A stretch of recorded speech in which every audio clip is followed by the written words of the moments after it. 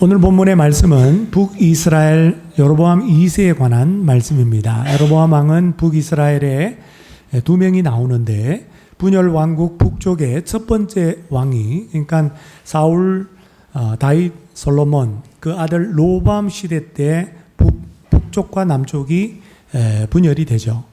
북쪽의 첫 번째 분열 왕국의 왕이 바로 여로보암 1세입니다. 오늘 본문에 나오는 여로보암 2세는 예후 왕조의 4대 왕입니다. 구별하기 위해서 여로보암 2세라고 부릅니다. 여로보암의 이름의 뜻은 백성을 번성케 하기를 원한다라는 뜻입니다. 그의 이름 뜻대로 여로보암 2세가 다스리는 41년 통치 기간 동안 주전 793년에서 753년까지는 북이스라엘에 있어서 최전성기 시절을 구가했던 시절이었습니다. 여로보암 2세는 이스라엘에 전례 없는 경제적인 번영을 가져왔고 어느 때보다도 부강한 나라를 건설하였습니다. 그는 솔로몬 왕 이래로 최대의 영토를 갖게 되었는데요. 오늘 25절 하반절에 보면 여로보암이 이스라엘의 영토를 회복하되 어디에서부터 어디까지? 하맛 어귀에서부터 아라바 바다까지 그렇게 하였다라고 말씀합니다.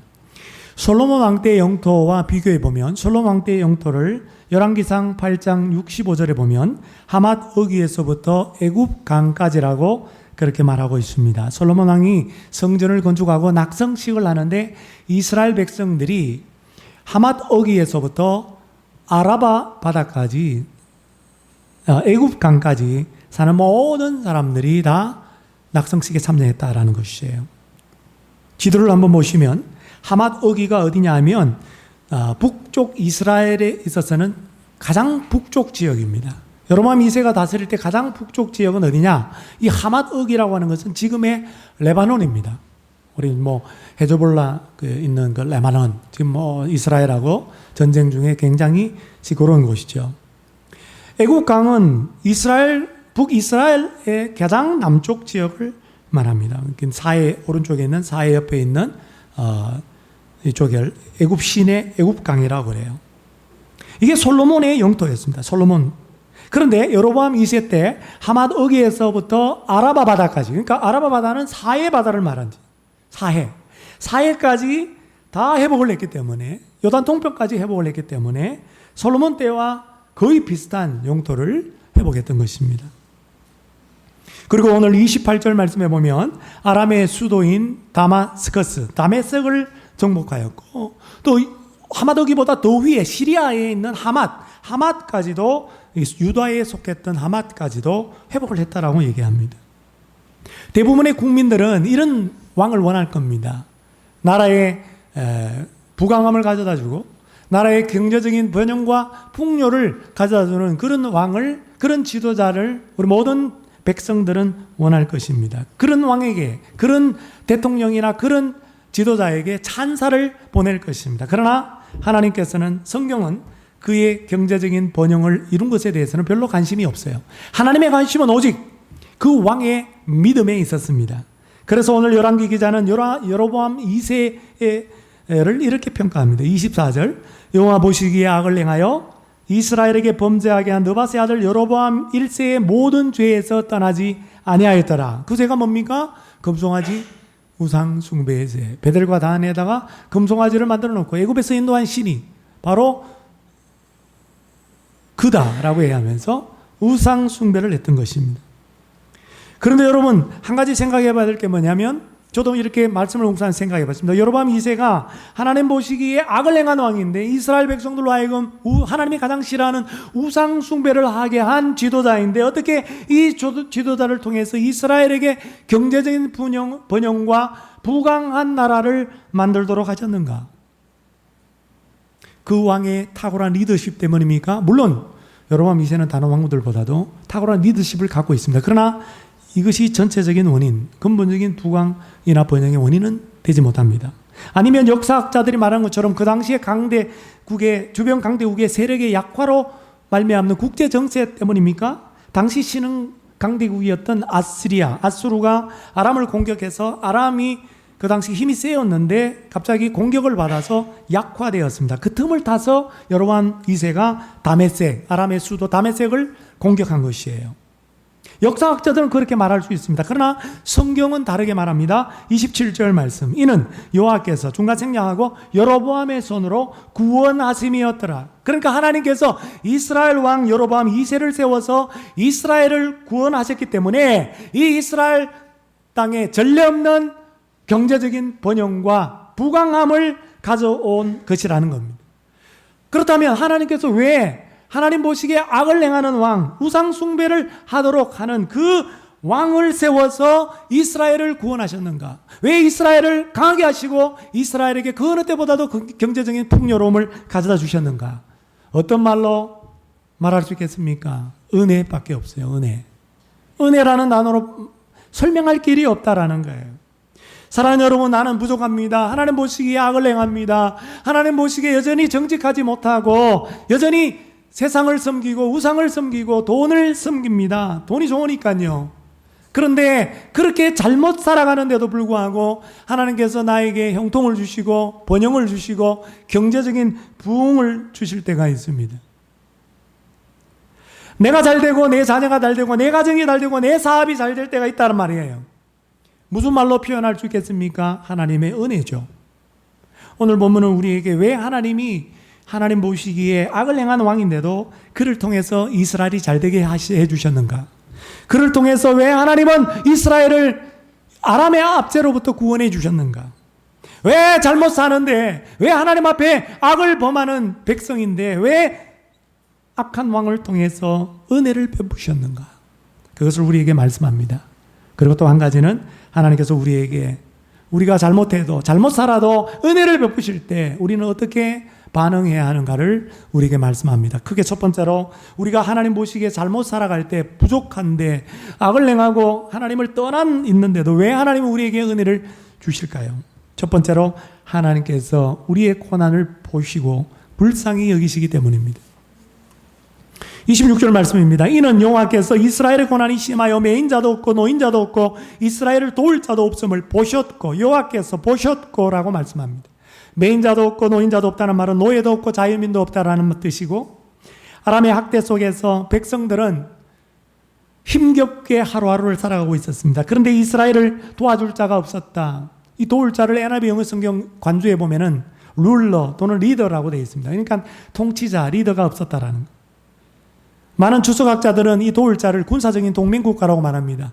이스라엘이 아람의 공격을 받아도, 아람의 압제 가운데 학대 가운데 시달려도 도와줄 수 있는 동맹국가 주변의 나라가 아무도 없었다라는 거예요. 하나님께서 이것을 보셨다라는 거예요. 이스라엘 백성들이 절망적인 상태에서 하루하루 힘겹게 살아가는 그 모습을 하나님께서 보셨고,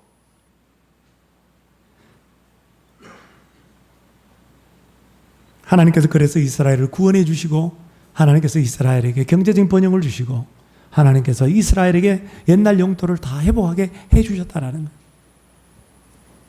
하나님은 언제 우리를 불쌍히 여기실까요? 우리가 잘 나갈 때 불쌍히 여길까요? 우리가 힘이 있을 때 불쌍히 여길까요? 아닙니다. 우리가 약할 때, 내가 연약할 때, 내가 힘이 없을 때, 나의 인간적인 자원과 능력을 다 상실했을 때, 나를 도울 자가 아무도 없을 때, 그때 하나님 우리를 불쌍히 여기시고 우리를 바라보십니다. 그래서 신명기 32장 36절에 참으로 여호와께서 자기 백성을 판단하시고 그 종들을 불쌍히 여기시리니 곧 그들의 무력함과 갇힌 자나 노인자가 없음을 보시는 때라고 말씀합니다. 불쌍히 여기는 때가 언제예요? 무력할 때, 그의 종들이 무력할 때, 그의 종들이 갇혀 있을 때. 하나님께서는 이스라엘 백성들이 위급한 공경 가운데 빠져 있지만 이스라엘을 도울 자가 아무도 없다라는 것을 보시고 불쌍히 여기셨기 때문에 이스라엘을 구원해 주시고 이스라엘의 영토를 회복해 주신 것입니다. 이스라엘에게 은혜를 베풀어 주신 것입니다. 악한 왕이 다스리는데도 불구하고, 우상을, 하나님 가장 싫어하는 우상을 섬김에도 불구하고. 여러분, 하나님은 오늘 우리의 고난을 보시는 분이신 줄로 믿습니다. 그래서 신명기 26장 7절에 우리가 우리 조상의 하나님 여호와께 부르짖었더니 여호와께서 우리 음성을 들으시고 우리의 고통과 신고와 압제를 보시고 여호와께서 강한 손과 편팔과 큰 위험과 이적과 기사로 우리를 애굽에서 인도하여 내시고, 하나님은 우리의 고통을 보십니다. 우리의 고난을 보십니다. 보고 가만히 계시는 분이 아니라 우리를 도와주십니다. 우리의 은혜를 베풀어 주십니다. 우리를 구원해 주십니다. 할렐루야. 아메리카의 어느 부족은 독특한 성인식 전통을 가지고 있다고 그래요. 북아메리카의 어느 부족인데요. 달이나 별이 뜨지 않는 아주 캄캄한 밤을 선택해서 아버지는 성인식을 해야 될 아들을 데리고 깊은 산속, 숲속으로, 밀림 속으로 들어갑니다. 그리고 그 깊은 숲속에 그 아이를 남겨놓고 아버지는 돌아오는데, 돌아오기 전에 아이의 눈을 눈가리개로 가립니다. 그리고 아침이 되기까지 절대로 눈가리를 풀면 안 된다. 그대로 눈가리개를 찬 상태로 밤을 여기서 너 홀로 지새워야 된다. 그렇게 얘기하고 아버지는 돌아가 버립니다. 사나운 짐승의 울음소리가 캄캄한 어두운 밤에 눈을 감아 있지만 온 신경이 예민해져서 두려움에 사로잡히게 만듭니다. 바스락바스락 거리는 그런 작은 소리에도 예민하게 반응할 수밖에 없어요. 너무나 두렵습니다. 기나긴 밤을 홀로 그 깊은 밀림 속에서 짐승 소리를 들어가면서, 맹수들의 울음소리를 들어가면서 지낸다는 것은 굉장히 고통스러운 일입니다. 드디어 동이 텄습니다. 눈가리개를 딱 보는 순간 소스라치게 이 아들이 놀랍니다. 왜냐하면 자기 앞에 멀지 않은 곳에 아버지가 활을 차고 자기 자신을 똑똑하게 지켜보고 있었기 때문입니다. 아들은 알았습니다. 캄캄하고 어두운 밤 나 홀로 있는 줄 알았는데 아버지가 밤새도록 나를 지키기 위해서 나를 보고 계셨구나. 그렇습니다, 여러분. 바로 이 아버지처럼 우리 하나님 아버지도 우리가 캄캄하고 어두운 고난의 밤을 우리가 지새울 때에 그 밤을 보내는 자녀인 오늘 우리의 고통을 보십니다. 우리의 신고를 보십니다. 우리의 압제당함을 보십니다. 보고 가만히 계시는 것이 아니라 불쌍히 여기시기 때문에 주님은 우리를 지켜주시고 우리를 도와주시고 우리를 구원해 주십니다. 여러분, 내가 부족한데, 하나님 모시기에 악을 행하는데, 하나님 모시기에 내가 잘못 사는데도 하나님께서 우리 가정에 복을 주십니까? 잘 되게 해주십니까? 아무 걱정 없이 잘 나가게 해주십니까? 하나님께서 도와주셨습니까? 은혜를 베풀어 주셨습니까? 그 은혜는 하나님께서 우리의 고난과 고통을 보고 계셨고 우리에게 도울 자가 없음을 보고 불쌍히 여기셨기 때문이라는 사실을 믿으시기를 바랍니다. 두 번째로, 왜 하나님께서 잘못 사는데도 은혜를 베푸십니까?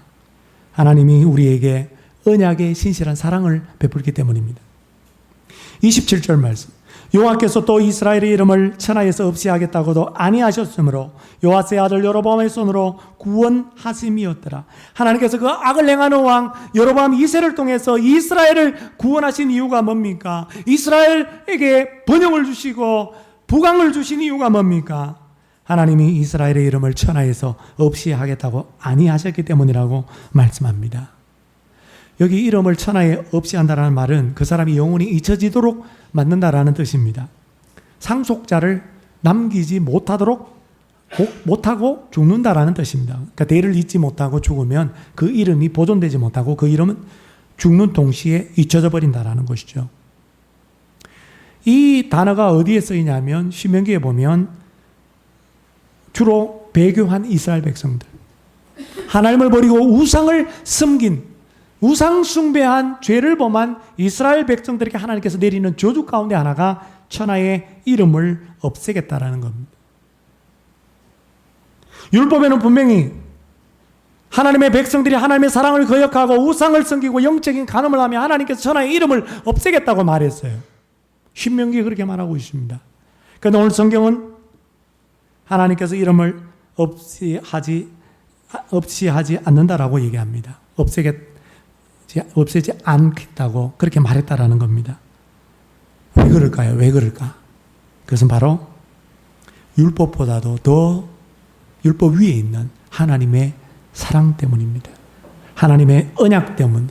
그 언약의 신실한 하나님의 사랑 때문입니다. 앞서 여로보암 2세의 할아버지인 여호아스 왕이 우상 숭배의 죄를 계속 범하고 하나님께서 아람 왕 하사엘을 채찍으로 사용하셔서 이스라엘을 학대했습니다. 그럼에도 불구하고 하나님이 이스라엘을 멸하지 않았어요.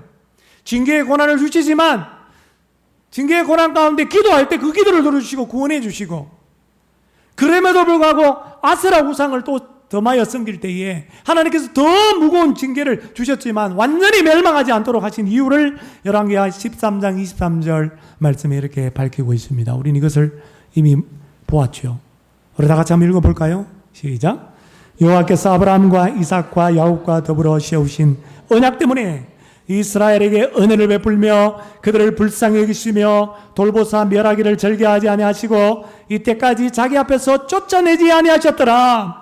그러니까 하나님께서 우상 숭배의 죄악으로 이스라엘에게 징계의 고난을 주시기는 하셨지만 완전히 멸망시키지 않는 것은 하나님께서 이스라엘 조상과 맺었던 언약 때문이라는 것입니다. 여호아스 왕 때까지 하나님께서 쫓아내지 아니하셨다라는 거예요. 범죄한 이스라엘을. 하나님의 언약 때문에, 언약의 신실한 하나님의 사랑 때문에 여로보암 2세, 여호아스 왕의 손자가 되는 이 여로보암 2세 때에도 범죄한 이스라엘 이름을 천하에 없이 하지 않았습니다. 오히려 여로보암의 손으로 이스라엘을 아람의 학대로부터 구원해 주셨습니다. 사랑하는 여러분, 내가 부족한데 하나님 보시기에 내가 잘못 살아가는데도, 악을 행하는데도, 우상을 섬기는데도 하나님이 도와주셨습니까? 하나님 은혜를 베풀어 주셨습니까? 하나님이 우리에게 언약의 신실한 사랑을 베풀어 주셨기 때문인 줄로 믿습니다. 언약의 신실한 하나님의 사랑이 뭡니까? 그것이 히브리어로 헤세드예요. 인애로 번역되죠. 은혜로 번역되죠. 그러므로 내가 잘못 사는데 하나님의 은혜를 베풀어 주실 때 하나님의 언약의 신실한 사랑 때문에 하나님의 은혜를 베풀어 주시는 것, 우리를 도와주시는 것이라고 그렇게 여러분 믿을 수 있기를 바랍니다. 자, 그러면 우리가 크게 두 번째로 우리가 잘못 사는데 이렇게 번영하고 잘 될 때, 이렇게 하나님의 은혜를 베풀어 주실 때 우리는 그러면 어떻게 살아야 합니까? 첫째로 번영으로 인하여서 타락하거나 교만하지 말아야 합니다. 여로보암 2세 때 북이스라엘에게 예언 활동했던 선지자가 세 사람입니다. 오늘 본문 25절에 소개된 요나와 아모스, 호세아 선지자입니다. 특히 아모스 선지자는 당시 이스라엘 백성들의 도덕적, 종교적, 경제적 타락, 여로보암 2세 때 경제적으로 얼마나 번영하고 잘 살았는지 몰라요. 잘 사니까 타락하는 거예요. 그 타락을 칠랄하게 책망을 하였습니다. 그는 하나님의 공의와 정의를 부르짖으면서 그들의 백성들의 타락상을 고발했는데, 아모스 2장 6절에서 8절 말씀 우리 다 같이 한번 읽어보겠습니다. 여호와께서 이와 같이 말씀하시되 이스라엘의 서너 가지 죄로 말미암아 내가 그 벌을 돌이키지 아니하리니 이는 그들이 은을 받고 의인을 팔며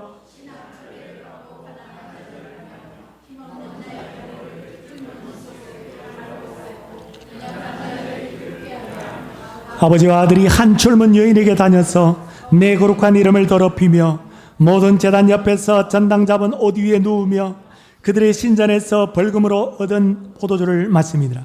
하나님의 백성이, 하나님과 언약을 맺은 백성이 잘 살게 될 때, 하나님의 은혜로 경제적인 번영을 누릴 때 그들이 교만하여서 타락했다라는 거예요. 어떻게 타락했습니까? 인신매매가 그 사회 속에서 자행되었다라는 것입니다. 사회적인 약자들을 강자들이 학대했다라는 것입니다. 부자가 아버지와 아들이 한 여인에게 성관계를 하는 그런 천인공노할 짓거리를 했다라는 것입니다. 제단 옆에서 전당 잡은 옷, 가난한 자의 옷을 전당 잡아서 그 위에 펼쳐서 눕고, 신전에서 포도주를 먹는, 하나님을 모독하는, 하나님 영광을 가리는 이러한 짓을 했다라는 거예요. 하나님의 백성이. 여로보암 2세 때 북이스라엘은 강덕이 되어서 경제적 부유함과 번영을 누렸어. 그러나 오히려 그 부유함과 번영, 하나님의 은혜로 말미암아 백성들이 교만하게 되어서 온갖 불의한 짓을 자행하였던 것입니다. 그러므로 여러분, 우리는 번영을 좋아합니다. 우리는 잘 살기를 원합니다. 누구보다도 떵떵거리고 살기를 원합니다. 그런데 여러분 한 가지 생각해 보십시오. 이 번영이 하나님의 은혜임을 안다면 참 좋을 텐데 처음에는 하나님의 은혜라고 얘기했다가 시간이 지나면서 변질되어서 이 번영으로 말미암아 방종하게 되고 타락하게 되고 범죄하게 된다라는 거예요. 번영이 하나님의 은혜임을 안다면, 내가 잘나서가 아니라 하나님의 은혜임을 안다면 여러분 타락하지 말아야 되는 것입니다. 그리고 번영이 하나님의 은혜임을 안다면 그 번영을 내 공로, 내 잘남, 내 노력, 나의 능력이라고 말할 수가 없는 거예요. 그런데 이스라엘은 이런 경제적인 번영을 누릴 때에, 부강함을 누릴 때에 어떻게 말합니까? 아모스 6장 13절 말씀입니다. 우리는 우리의 힘으로 뿔들을 취하지 아니하였느냐. 이 뿔들은 온갖 힘들을 상징합니다. 돈의 힘, 나라의 국력의 힘. 이스라엘은 자기의 힘으로 힘들, 즉 뿔들, 이것을 취했다라는 거예요. 얻었다라는 거예요. 이 물질적 풍요도 나의 능력으로 얻었다라는 거예요. 이 경제적인 번영도 나의 능력으로 얻었다라고 그렇게 말했다라는 것입니다. 이에 대하여 하나님께서는 뭐라고 말씀하십니까? 바로 이어서 아모스 6장 13절에 이렇게 말씀합니다. 만군의 하나님 여호와의 말씀이니라. 이스라엘 족속아, 내가 한 나라를 일으켜 너희를 치리니 그들이 하맛 어귀에서부터 아라바 시내까지 너희를 학대하리라 하셨느니라. 여로보암 2세 때 회복했던 이스라엘의 그 넓은 영토를 한 나라를 세워서 공격하겠다라는 거예요. 그 한 나라가 누굽니까? 실은 강대국 아수르, 아시리아 제국이었던 것입니다. 결국 이 예언대로 이스라엘 백성들은 하나님의 은혜를 잊어버리고 은혜를 누리면서도 그 번영 가운데 내 힘으로, 내 능력으로, 나의 노력으로, 내 공로로 이 번영을 이루었다. 내가 이렇게 잘 살게 되었다. 라고 그렇게 생각하고 말아요. 여로보암 2세 때 아모스 선지자가 예언한 지 불과 30년 만에 아시리아 제국에 의해서 완전히 멸망당하고 말았던 것입니다. 그러므로 여러분, 번영이 하나님의 은혜임을 안다면, 내가 잘난 것도 하나도 없는데, 내가 하나님 앞에 못 사는데, 하나님 앞에 악을 행하는데도 불구하고 번영으로 인하여 여러분 교만하지 말아야 된다라는 겁니다. 사랑하는 여러분, 번영이 하나님의 은혜인 줄 알고 타락하거나 교만하지 마시기를 바랍니다. 두 번째, 하나님의 은혜에 어떻게 반응해야 합니까? 하나님께 돌아가야 합니다. 이스라엘이 하나님 앞에서 여전히 우상숭배의 죄를 범하고 있습니다. 이 죄를 오랫동안 예후 왕조 내내 범하고 있습니다. 그 죄를 지었기 때문에 어떻게 보면 천하의 이스라엘의 이름이 없어지는 것이 마땅한 거예요. 그러나 하나님께서 그렇게 하지 아니하시고 오히려 그들에게 구원을 주시고 경제적인 번영을 주시고 영토의 확장의 복을 주셨습니다. 왜요? 하나님께서 이스라엘에게 회개의 기회를 주시기 위함입니다. 그러므로 하나님이 우상의 숭배 죄를 범한 이스라엘을 불쌍히 여기시고 언약의 진실한 사랑을 베풀어서 이스라엘에게 구원과 경제적인 번영과 영토 확장의 복을 주신 목적이 뭐냐? 그것은 회개입니다. 그러므로 이스라엘은 잘난 것이 없는데, 하나님 앞에 악을 행하는데도, 잘못 사는데도 하나님의 은혜를 받고 있을 때, 하나님이 그들에게 은혜를 베풀 때 지난날의 과거의 죄를 돌아보고 생각해보고 깨달았어야 합니다. 그리고 그 죄를 끊어버리고, 우상 숭배를 죄를 범했기 때문에 우상을 던져버리고 하나님께 돌아왔어야 했습니다. 그래서 하나님께서는 이스라엘이 자기 자신들의 과거의 죄를 깨닫지 못할까봐 조금 전까지 짓고 있는 그 죄를 깨닫도록 하기 위하여 하나님은 여로보암 2세 때 북이스라엘의 호세아라고 하는 선지자를 세웠습니다. 호세아 1장 2절, 이 나라가 여호와를 떠나 크게 음란함이니라. 하나님을 버리고 우상을 섬기는 이스라엘 백성들의 영적인 가늠의 죄를 책망했습니다.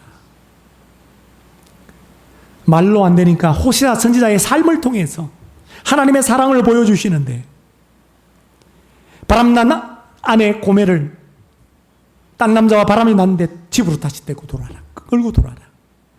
그리고 다시 아내로 삼아라. 얼마 있다가 또 바람 났어요. 또 다른 남자랑 바람 났는데 또 데려오라. 또 데려오라. 그렇게 호세아의 삶을 통해서 이것이 바로 이스라엘을 향한 나의 사랑이다. 이스라엘은 우상을 숭배함으로 나를 버리고 떠났지만, 다른 남자랑 바람을 피웠지만, 그러나 나는 너를 여전히 기다린다. 너를 사랑한다. 너를 용서한다. 우리 주님의 그 언약의 신실한 사랑을 보여주셨습니다. 그래서 호세아 3장 1절에 이렇게 말씀하죠. 여호와께서 내게 이르시되 이스라엘 자손이 다른 신을 섬기고 금포도 과자를 즐길지라도 여호와가 그들을 사랑하나니. 여러분, 다른 신은 금포도 과자 때문에 다른 신을 섬긴 거예요. 이스라엘은 떠돌이 생활, 목축업을 하다가 가나안 땅에 들어가서는 농사를 짓는 가나안 사람들을 보고 홀딱 반해버렸어요. 왜냐하면 가나안 사람들이 보니까 농사를 짓고 빵을 만들었는데 이 금포도 과자처럼 너무너무 잘 달라고 맛있는 거예요. 평생 우리는 광야에서 만나만 먹었는데 가나안 땅 들어오니까 이거 빵이 왜 이렇게 맛있어?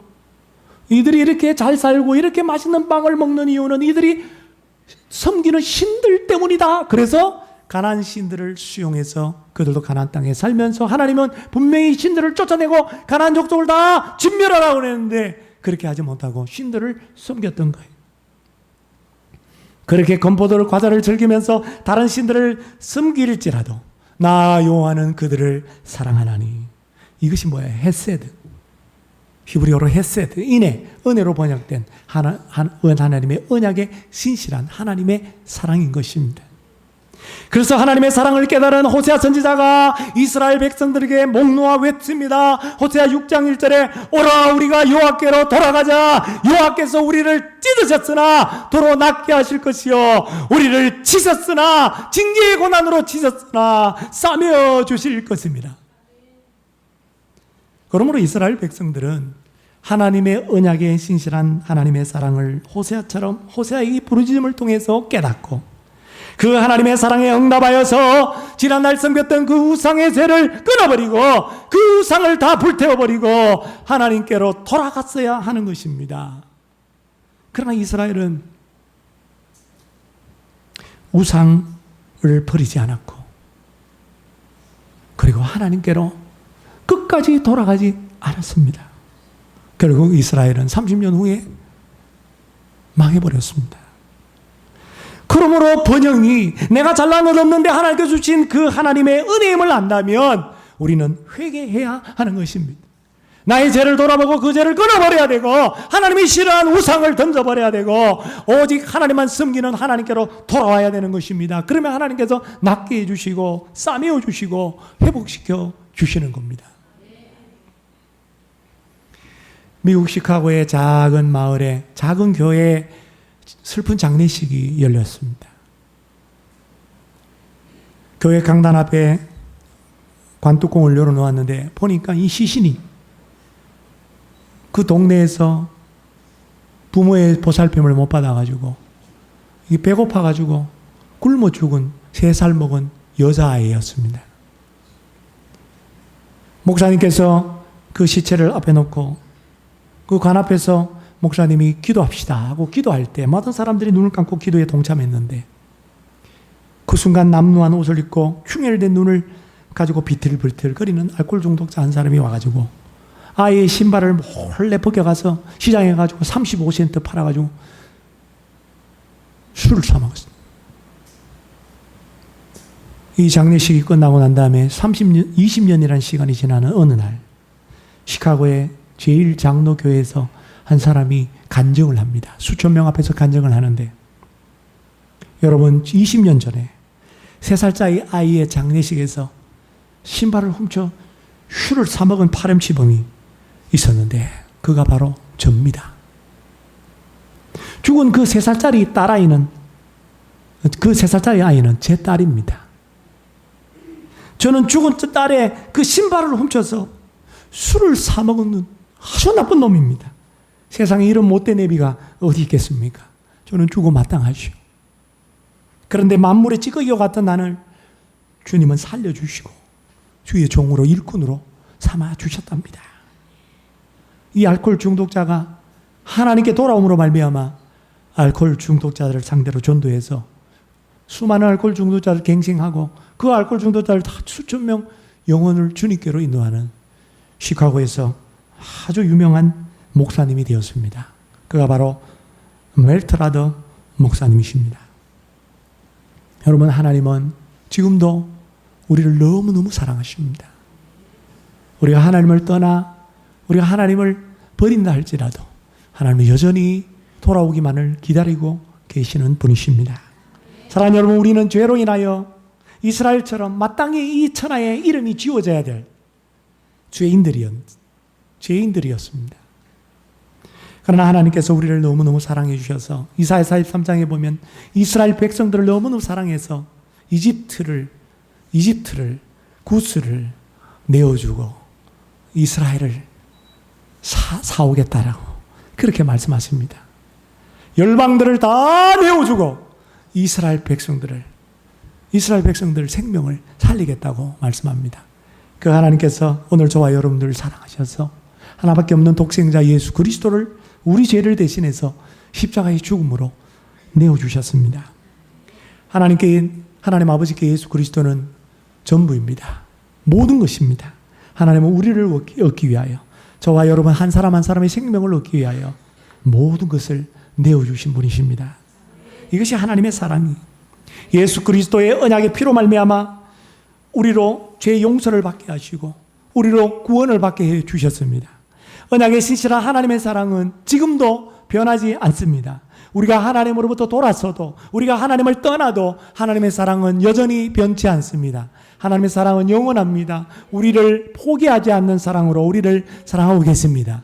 그래서 때로는 징계의 고난으로 하나님은 당신의 사랑을 우리에게 표현하시기도 하고, 때로는 우리가 잘하는 것도 없고 잘 못 사는데도 불구하고 번영의 은혜로 하나님의 그 사랑을 우리에게 표현해 주시기도 합니다.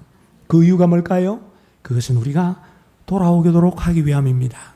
그러므로 징계의 고난을 받을 때나 번영의 은혜를 받을 때나 다 하나님의 사랑, 그 언약의 신실한 사랑이기에 그 하나님의 언약의 신실한 사랑에 우리가 응답하여서 하나님이 원하시는 하나님께로 회개하고 하나님께로 돌아가고 죄를 끊고 우상을 버리고 오직 하나님만 섬기는, 그래서 하나님의 치유와 회복을 경험하는 우리 모두가 되시기를 주님의 이름으로 축원합니다. 함께 가슴에 두 손을 모으고 기도하기를 원합니다.